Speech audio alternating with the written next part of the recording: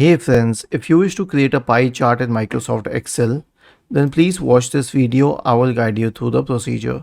So we have details here, the names of students and their marks. A pie chart is a very different kind of a chart. It's different from line charts, scatter plot charts, bar charts.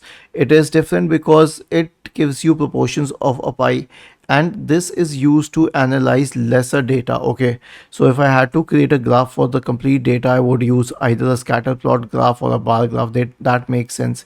But if I had to check the compare their marks of the marks of these students in English alone, then I can go to home, insert.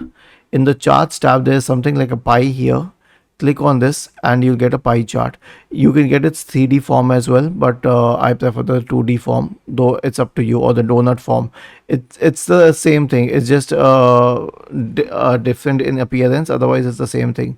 And you can get its data here, or you can get more data here in comparison. I prefer the 2D pie chart. That is the best. Now, here's one thing. I'll delete it. Okay, what if I want to compare the marks to of maths of for these students? So I'll select the first column for the students, and then I'll press control. Without leaving control, I'll select the second column, which will be used for calculating the grades in the pie chart. Okay, now I'll go to insert and I'll go to pie chart and the 2D chart, and now I have a comparison of their percentage marks in mathematics alone. Was this helpful? If yes, then please subscribe to the channel, and if not, then let us know in the comment section of the video on how we could help you further. Thank you for watching this video and have a nice day.